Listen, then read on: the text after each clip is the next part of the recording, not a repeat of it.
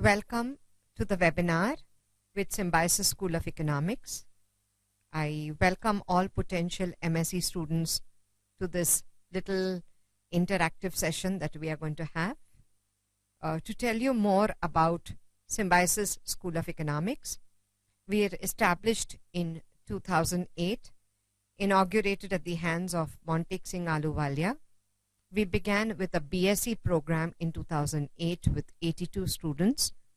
This BSc program has now become a BSc honors program, and today we would be having almost 450 undergrad students in 2016. In 2011, we started our MSc program, MSc Economics, offering two specializations. One specialization was international trade and the other was development studies. From this year onwards, we are going to offer the third specialization, which is urban development. We have an intake capacity of 40 students since 2011. The MSc program has been very well received and we've got our numbers from day one. Symbiosis is a very great brand to be associated with. The city of Pune adds flavor to this. In fact, the two are inseparable. Both Symbiosis and Pune, they both are a part of each other like two sides of a coin. The academic discourse at the Symbiosis School of Economics for the master's program is extremely rigorous. The two-year program is divided into 4 semesters. Semester 1 and 2 is what we call our core, where all students are expected to study microeconomics 1, microeconomics 2, macroeconomics 1, macroeconomics 2.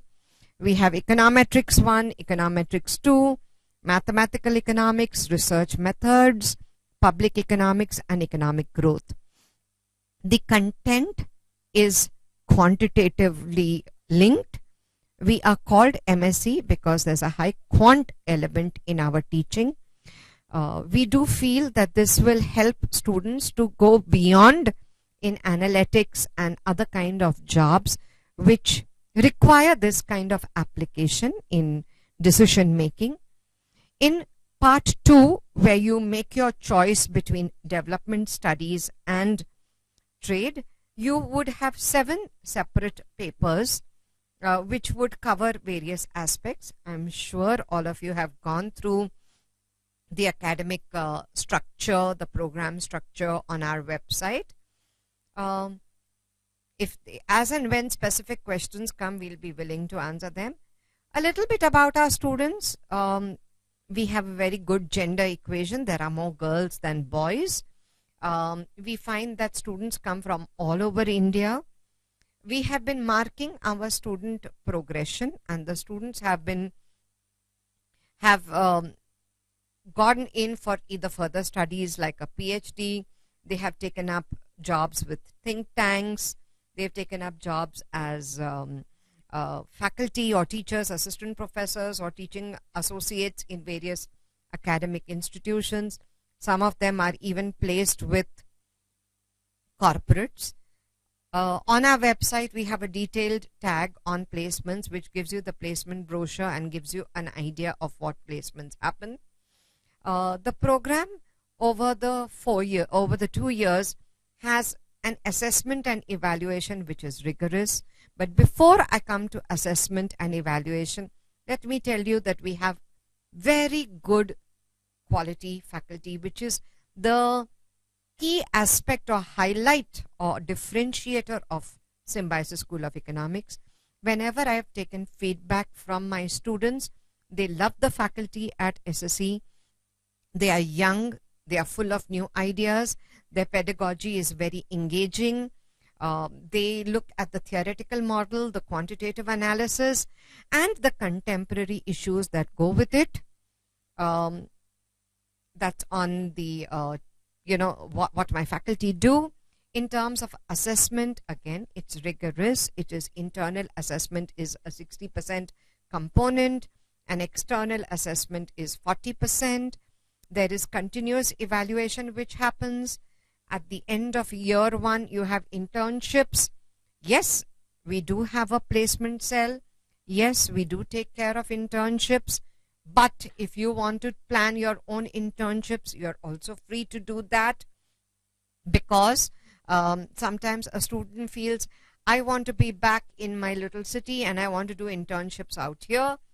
While we like people to get out of the comfort zone, if you're 21 years and above, we feel you are good enough to take decisions. We counsel, we guide, we do not try to direct. We have tremendous democracy in decision making. So that is why I said we do provide internships, but we also give freedom to our students to take internships in areas and places and cities that they feel that they are comfortable with. Regarding the evaluation and assessment and continuous evaluation, as I was talking, you would have assignments, you would have vivas, you would have presentations, you would have to write research papers, you may work on projects. It is essential that you pass in both the internal and the external. At the end of year 1, you do an internship for 2 months. That's what I was talking to you about with respect to the placement cell, which helps you with this. Those internships are then, those reports are presented when you come back in semester 3, and you are assessed on those internship experiences and project reports. And then at the end of semester 4, you do have a dissertation, but that doesn't mean you start your dissertation towards the end of the semester, of the end of your 2 years. But the moment you hit the second year, you hit running with a research proposal and monthly updates about your dissertation progress to your mentor and your guide. That's a bit on the academic environment. I'd like to tell you about this new feature that we've got from this year onwards, which is urban development. We feel that urbanization globally is more than 50%, and urbanization in India is almost 32%. But if you have read the latest World Bank report, it says that the urbanization could be as high as 53%. Every report that you read, whether it was the 12th plan, the 11th plan before that, the high powered expert committee report on urbanization, all of them say that there is not adequate capacity created of human resources in the field of urban development. If growth is to take place in cities, then cities should be having the capacity to be able to deal with issues which can enhance productivity. There is a strong linkage with productivity and growth. So I'm sure you, as prospective students of economics, would have understood this aspect.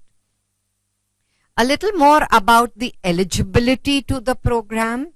I'm sure you've gone through our brochure, our website, and you have to have, you have to be, of course, you could be an engineer and have a good background to mathematics and statistics, and you could even, with your engineering background also become, do a MSc in economics, and you could be a chartered accountant who would want to come in and do a MSc in economics. That would be good because you would have the financial and the economics aspect, which would strengthen your academic rigor.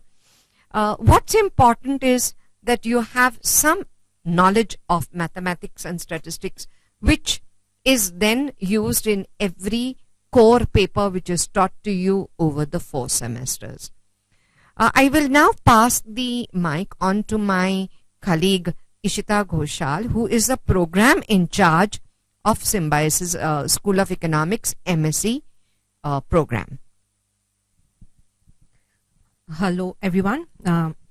Welcome to the webinar from my side. After all the introduction that Jyoti ma'am has already given to you, what I thought I'll do is take you through the admission process, what you are supposed to do to be a part of this institute, and then we have a list of the questions that you have sent across to us over the last couple of days. So we'll hopefully by the time I finish, most of these questions would have been answered. But if something is still left over, then we'll address them particularly. So the first thing that I would like to say is please log on to our website and check the tabs that are there for admission for MSc. Most of your queries should be answered from the documents that we already have. Still, if you have any queries over and above that, please feel free to write to us. You will find our email IDs and even numbers, phone numbers. So whichever way you would like to get in touch with us, please do so. So the first step for applying for MSc Economics is to register yourself with the institute. Please make a note that Symbiosis in general conducts a particular test called the SNAP, which is meant for admission to most of the postgraduate programs of Symbiosis. But our institute doesn't fall under that purview. So this is a confusion that a lot of times comes into the mind of the students. So I thought I will clear that at the beginning itself. So for applying to Symbiosis School of Economics, you need not go through SNAP procedure. All that you need to do is go on to our SSE website. We have a link out there that you can follow to register yourself. So once you fill in all the details and you have registered yourself, you would also be required to pay the registration fees so that your registration is complete. Please make a note that until and unless you pay the fees, your registration is not going to be considered by the institute, right? So once that has happened, you have made your payment. There are various methods in which you can make your payment. Post that, we would be sending in a mail to you saying that we have received your payment and your registration is confirmed. After that, you'll have to wait a little because that's the time when we are going to make a list of the students whom we would be calling for the PI and VAT, which is basically the procedure through which we are going to select who are the students whom we will provide admission to at SSE. So once that list is out, you again need to be checking our websites from time to time, and we would also be sending in mails, and in hard copy we sent across the letter saying that you are being invited to come for the PI VAT. So you will have to then travel to Pune, which I'm sure you will enjoy a lot. So you'll have to come to us and appear for the process of PI and VAT. I will explain to you what that means in a little while. And you have to go through this process. Once that is over, again, you will have to give us a couple of days to shortlist who are the students who would be given admission on the first list. And accordingly, then the process of paying your fees and coming over and joining us will follow. So the process of PI and VAT that we follow, let me take a couple of minutes to explain why do we have this kind of a setup rather than simply going for relying on your undergraduate level marks that usually happens in the rest of the country. So we in general at Symbiosis do not believe that marks reflect the kind of individual you are, and the kind of knowledge that you have doesn't necessarily need to be reflected in the marks that you have received in your previous exams. So we kind of want to check out for ourselves whether you would be fit to be a part of this institute and the MSc program, and hence we would like a personal interaction with you. That's all that the PI is all about.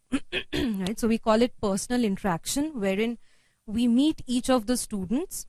So there's a panel of 2 faculty who's going to be there, and we try to interact and see what level of economics, maths and stats do you understand as of now, and whether that is sufficient enough for you to be a part of this program at SSE. Because as Jyoti ma'am mentioned just a while back, that the treatment of the subjects in our program are quite quantitative, and hence it would be you would only lose out if you do not understand what is happening in the class, what the faculty is talking about. And so there's to some extent an expectation that a minimum level of math, stats and economics is something that you already understand. So if you have gone through, our eligibility criterion, you must have noticed that we do not expect students only from economics background to apply to our program. And that is particularly because there's no reason for such a thing to happen. So a student hailing from any other walk of study is eligible to apply for the program, as long as you have brought yourself up to the mark with respect to the math, stat and economics that is expected of you if you have studied from a decent university of this country, a BA or a BSc economics program. So for the personal interaction, what I would urge all of you to do is go through the syllabus of some of the colleges of universities like Delhi University or Calcutta University, or for that matter you can also refer to our own BSc Economics Honours program syllabus. So you should be able to, even if you have not studied economics in the past or maths and stats in the past, if you can bring yourself up to date with these kind of syllabus for these 3 subjects that I mentioned, you should be good to go for the personal interaction bit, because it doesn't matter to us whether you have studied economics before or not. All that we want to check in the personal interaction bit is, what do you know? Whether you have studied up, whether you have put in some efforts to read up on these 3 subjects particularly, and hence whether you would be able to cope up with the kind of program that we are here to offer you. The second phase of the admission procedure is what we call WAT, which is the writing ability test. This is just to check your writing skill and usually doesn't have anything to do with your knowledge of economics per se, but the topics that you would be receiving to write on for this particular test are going to be from regular happenings around you, mainly current affairs and about the economy or relations of our economy with the rest of the world, stuff like that. So if you are a person who, let's say, reads the newspaper regularly, or keeps yourself in touch with whatever is happening, not necessarily just with respect to economics but otherwise as well, so you would be expected to put those things down. And what we check in that particular phase is whether you have a grasp over the language and whether you can express yourself in the right way while you are writing in the English language. Because the medium of instruction is English and nothing else, so it becomes very difficult if a student is there in class who can't follow what the faculty is talking about, because the only language which all of us are comfortable in is English at the end of the day. So that's what we want to check in that particular part. And once you have appeared for these 2 phases, your final marks are going to be calculated based on both of them, right? So if you have done equally well in both of the parts, then there's no reason why you shouldn't be given a call from this institute. So if I may just tell you once what the important dates are. You would find these on the website as well, but I saw that there are a couple of queries regarding the dates, so I thought I'll just say it out loud. So our registration started on December 7th. We are currently in the process of receiving your applications. The last date for registering yourself online is going to be 30th May of this year. And if you're sending in demand drafts for completing your registration fees, as in, So the last date for receiving the demand drafts is going to be 2nd of June. Please remember, as I said earlier, that only after we receive your payment will we consider you to be a part of the PIVAT process, not before that. So by 2nd June, please ensure that your demand drafts are with us, have reached us. And if by chance, many times it happens that for some technical problem you have not it has taken a while for you to register, and hence you've sent in the demand draft, it hasn't reached us yet.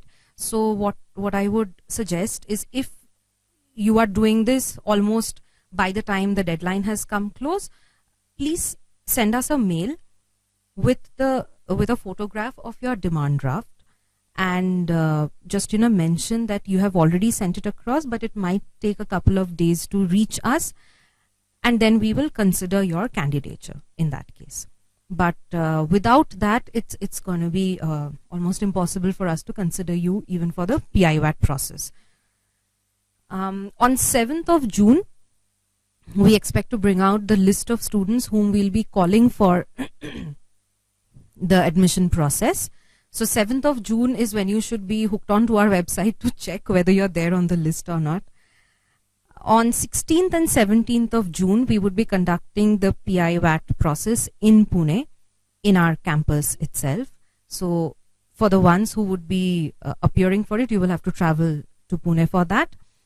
Then on 22nd June, the first merit list would be declared. All of this will happen on the website again. So these are the dates when you need to keep on checking our website almost every half an hour probably to see if the list has come out or not. So if your name appears on the first merit list, so we would again be sending across a mail with all the details saying how you're supposed to confirm your joining us, that is. So how you're going to make your fees payment and all the formalities that needs to be done, the documents that need to be sent, all of that would be sent across to you.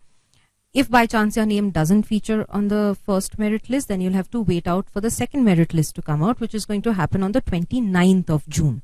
And again, the same procedure will follow for the second merit list as well. And finally, on 11th of July, we would be beginning our program for the next academic year. So yeah, so this is all mostly about the admission process. I would hand over the mic to Jyoti ma'am now. She would address some questions. Actually, we are just complementing each other in terms of information which is being shared with you. I was just going through the series of questions that had come in, and one question with respect to admissions was the admission criteria, and she talked to you about how quant is important. Ishita talked to you about how quant is important. English is important. Having a good knowledge of both written and spoken English is essential. Somebody has written a question asking whether if I'm a commerce student, can I be a part of this program? Are you willing to work hard? Are you willing to fill in the gaps that are there in you? Then this program is always welcome for you. English, quantitative analysis, putting in hard work, writing, research papers, 2 years of rigorous learning, and then you can say, yes, I've done it. Yes, of course, commerce students are welcome to join this program. But of course, your selection depends upon how you have performed relative to the performance of others in the PIVAT test. Then, is the hostel compulsory? No, the hostel is not compulsory. Very few select seats are available, and just because you may get a hostel seat in year 1, you may not get it in year 2. And in fact, there are more hostel seats. I mean, we try to make provision for girls, a few seats, but not very many. So we thought we will share that part with you. Now, regarding international students who are seeking admissions to this program, in case any of you are from here, from the international arena, please get on to the admissions to SCIE, that is Symbiosis Center for International Education, and follow the processes and guidelines that have been given to you from that particular link. Your fees, as has been put up on the website, is the academic fee for year 1 is 1,50,000 with an institute deposit of 10,000, totally amassing to 1,60,000. This may be subject to increase of 5% in year 2. And for international students, of course, the international the SEI link will tell you what are the fees. It goes up to 2,25,000 is the academic fee, and the total fee is 2,75,000. Having talked about this, I'll ask Ishita to clarify some aspects about the eligibility. Okay, so in order to be eligible to apply for the MSc program, you need to have done an undergraduate program with a minimum of 50 and 55%, depending on which category you belong to. It doesn't matter whether you're from economics or not. I'm repeating myself, but I just wanted to go across loud and clear. So even if you are from any other subject, please do ensure that you have studied up your economics, maths and stats before you come for the personal interaction. Also, to be a little more particular about what exactly you need to study for the economics bit, please brush up your microeconomics, macroeconomics, a little bit of international economics and development economics, and your basic maths and stats, something that you would be expected to know if you have done an undergraduate program in economics. So you will have to work that out accordingly. Yeah. Thank you, Ishita, again. I just thought I'll give you a little more update on the new specialization that is being offered, which is urban development from this year onwards. I talked about that in my opening, interaction with you.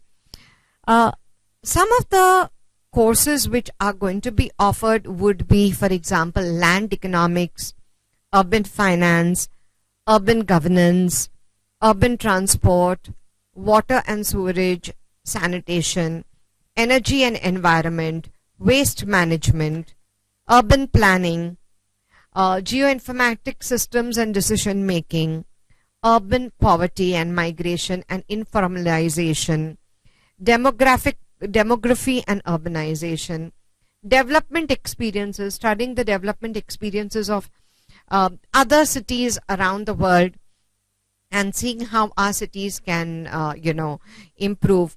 You have seen that at this present junction, the new government has come up with the smart cities, with the Swachh Bharat Abhiyan. Then you've got Amrut and Hriday, which are part of the urban development policy. We are true to, nation development and nation building by, offering this particular program, because we feel that a lot of capacity building will happen. Regarding the city of Pune, Pune has a great number of civil society organizations which are working in the urban arena. So let's say if you're from Raipur, Raichur, Raebareli, Trichur, or any of the smaller towns, tier 2, tier 3, tier 1 cities, coming to Pune, studying this program, studying this particular specialization will help you to go back to your city and probably do some kind of development work in the field of urban development of your city and enhancing the livability conditions of a city. So this was what I wanted to put across to you on urban development. I want to talk to you about how we have great linkages with RIS, which is Research and Information System in Delhi, which is a think tank of the government. And we are very closely working with them on certain areas like South-South Cooperation and Forum for International Development, India Development Cooperation.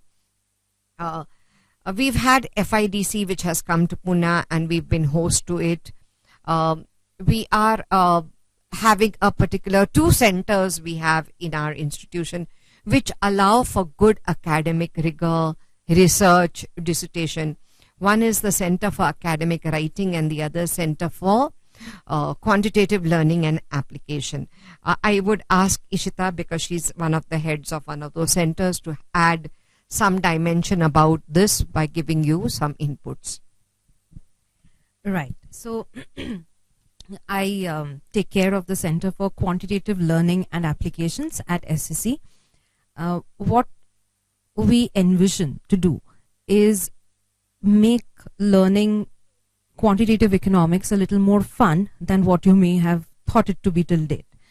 And while we look around us, there are a lot of students who have studied economics, but not necessarily with the right amount of quantitative dealing of the same topics.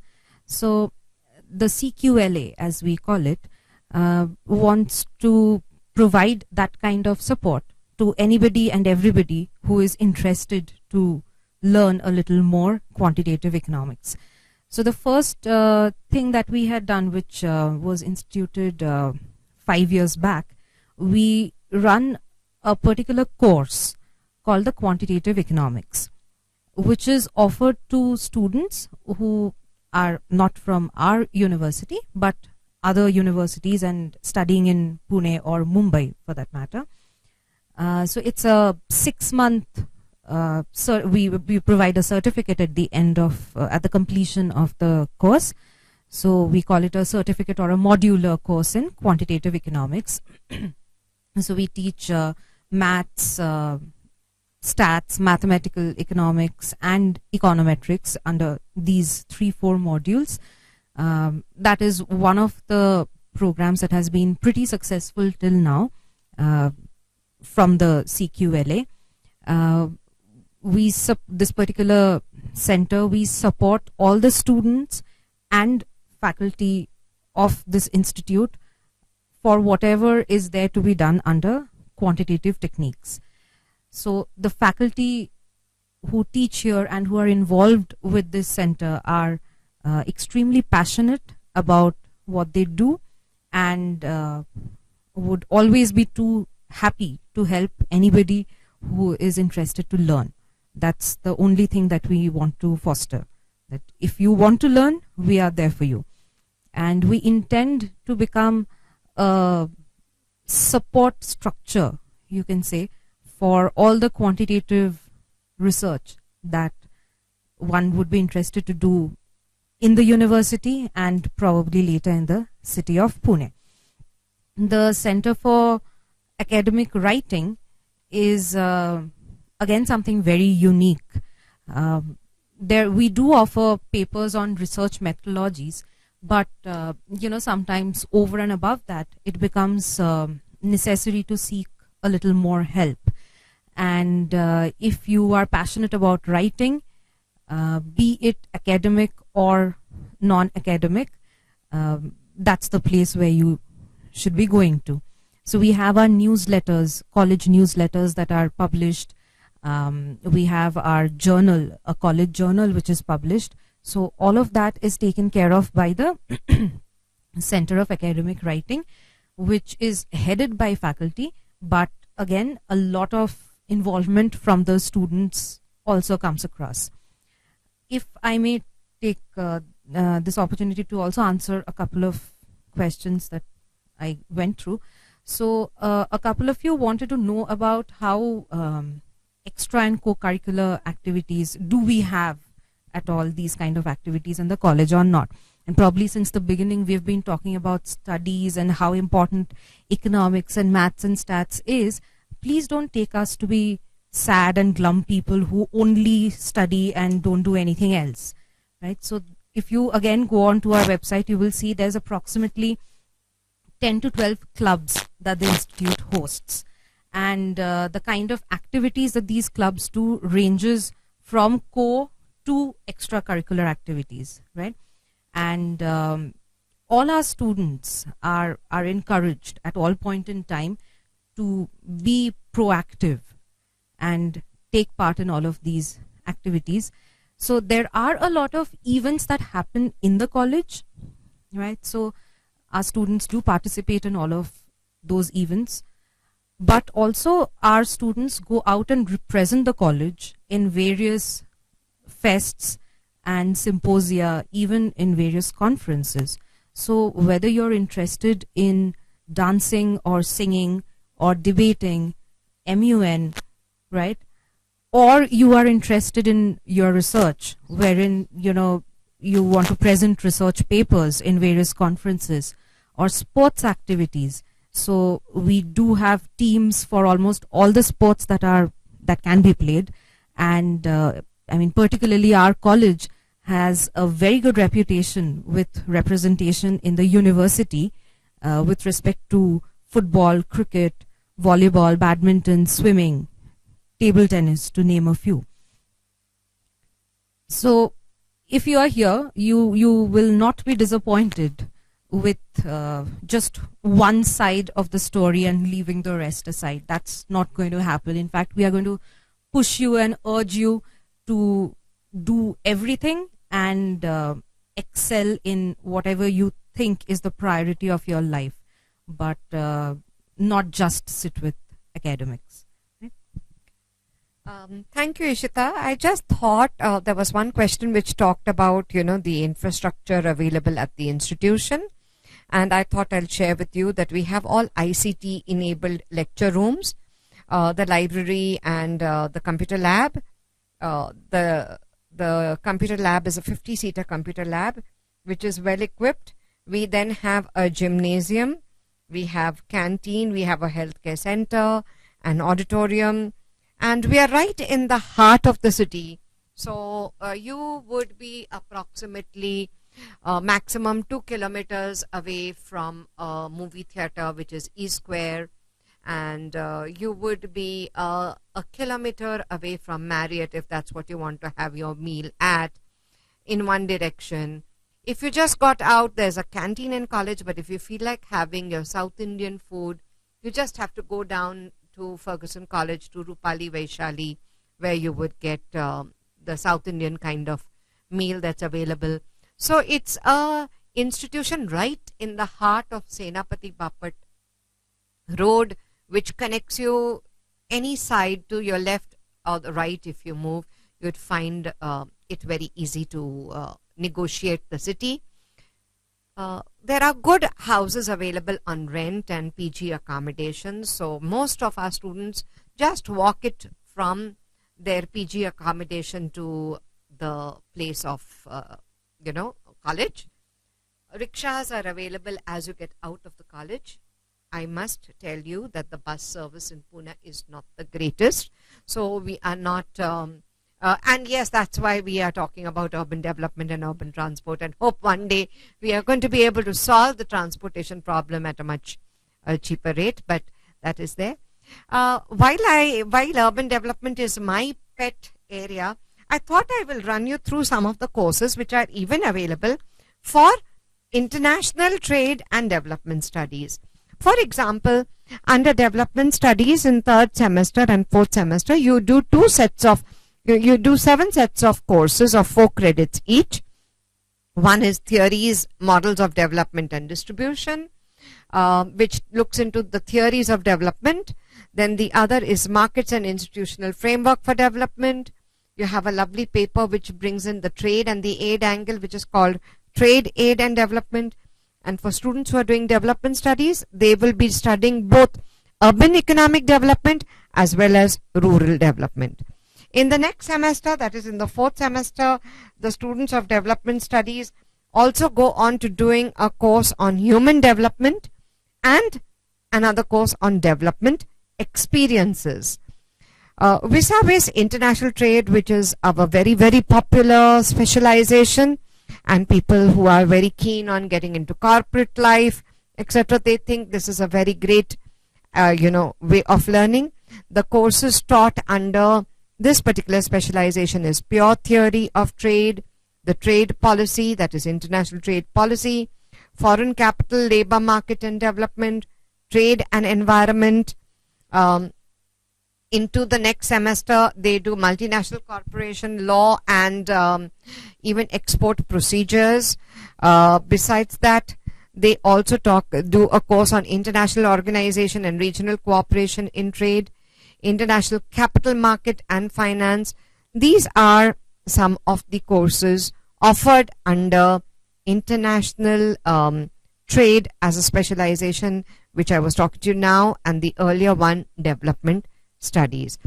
I want to clarify one aspect over here is that a specialization will be offered only if minimum 15 students are there for a particular specialization. 10 to 15 students is what we are looking at. And coming from this particular angle, I think one of the areas that we do need to familiarize you with are the career opportunities that come out of this particular course. Ishita, would you like to take that one? Okay, so as you have figured out by now that most of the teaching that happens in a pretty quantitative manner. So most of our students who have been placed till date have been recruited by different analytics firms and profiles that require a lot of analytics to be done. So the econometrics and the math eco that you do, along with the rest of the subjects, and over the years you get to understand how to apply all of those theories and models that you have learned with the help of the tools and techniques that you learn in math eco and econometrics. That gives a very good grounding for students to do these kind of work. So to name a few, the kind of places where our students have been placed: analytics, market research, economics research, academics. A lot of our students have cleared their net set, and they're teaching in different institutes across the country. Healthcare research, supply chain analytics, industry analysis for investment, business intelligence, and similar lines, right? A list of all the companies who recruit from us is available on the website, so I would not take time here to give that kind of list. So a couple of things that we as an institute feel that our students need to be empowered with once they step out of the institute. We do have career counseling sessions with all the students, right? Because it may be that you feel that I should be doing a particular thing, but it's also important for you to know whether you are cut out for that kind of a job or not, and if not, then where are you falling behind? And hence that would give you some direction as to what you need to study, how you need to study, how you need to prepare yourself. And these sessions have the feedback that we have received from the students thereafter has been phenomenal, because the students really feel that they have learned a lot about themselves, after they have walked out of these sessions. So that is something that keeps on happening throughout the semester. We conduct mock interviews. So before you are going for your internships and also for the final placements, we internally we keep these mock interviews where you get to have a feel of how you need to face a panel and how you need to answer questions. What is the right thing to say, what is not the right thing to say, the do's and don'ts, how you need to dress yourself, how you sit in front of your recruiters, your grooming in general, your personality, how you walk into a room, stuff like that, which probably we don't think about in our day-to-day life, and we feel, of course, in all our senses we are perfect human beings, but these small nuances which makes a lot of difference when you go into the professional world. So we would like you to be equipped with all of that, and hence these kind of exercises. We do have CV writing workshops, so that you have nice fancy CVs which you can send across to all the recruiters, which makes us look good as well. And we do also have business etiquette workshops. So once you're a part of a business organization, so that it doesn't make you feel that you're out of place, and you already know what to do, how to do, kind of things. So I will hand over the mic again to Jyoti ma'am. I think we are now reaching towards the last leg of our interaction with you, and to take it from where Ishita has left, we've even had workshops in finance and softwares like SAS and SPSS, etc. We just feel that when you come into our institution, you come in on a particular scale. Let's say on a scale of 100. Let's say somebody comes in with a 40% preparedness and moving on to that straight line up to 70, 80. It all depends on you and how much of that sponge there is in you to absorb and move ahead. I'm sure one thing I can say, that at SSE, you're not only going to learn academics, but you're going to learn education which will have lifelong impact on you. The environment is extremely ethical. It is rigorous. It is it has its share of processes which are well laid out, and we are happy to welcome you on this particular platform. At this, I think we will say adieu to you and look forward to seeing you for the PIVAT process, which is scheduled in the second week of June. Have a great Saturday, whatever is left of it. And if you have more questions, please write to us and we'll be happy to answer them for you. Thank you so much.